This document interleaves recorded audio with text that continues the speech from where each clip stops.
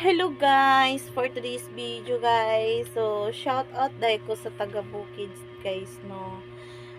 Kanang proud jud ko aning taga Bukid guys kay isa biya pud ko nga nakapuyo pud ko Bukid guys. So, mas nindot magpuyo nga naka sa bukid guys, kaya mupuyo man ka o sa daghang balay o sa syudad guys, gubot kaayo guys. So, ang ako pinakabit kaayo, ang akong pinakagusto guys nga mupuyo guys, mas nindot mupuyo sa bukid kay malinawon guys. Oh, malinawon guys, bahala man og ginamos, gulay, ang kanunay masud-an guys.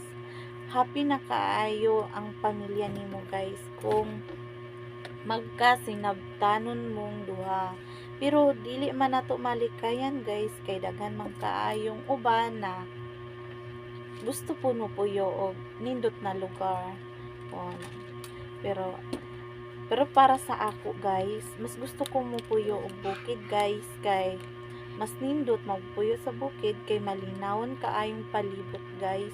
Walay gubot, wala kay madungog nga daghan nga istorya guys. Ang imo lang madungog sa bukid guys, mga langgam o maura na ang imong madungog guys. Oh, hello guys, shout out ko sa mga Bisaya. Mga Bisaya, Ilonggo, o labi na sa mga subanin. So, shout out sa inyong lahat, guys. So, proud kaayo ko ninyo. Proud kay ko ninyo. Kaabot sa mga subanin, guys.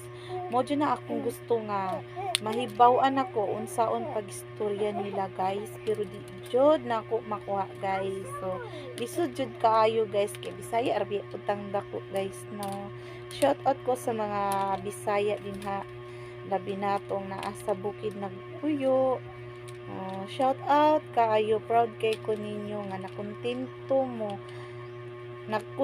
mo kung unsa ang kalisod kay mao man jud ang atong kinabuhi sa taga bukid ta. So guys, salamat kay guys o guys unta guys nga inyong mahuman ang paglanta sa akong mga video guys o i-subscribe ninyo ang akong channel guys. So thank you guys, I love you, bye bye guys.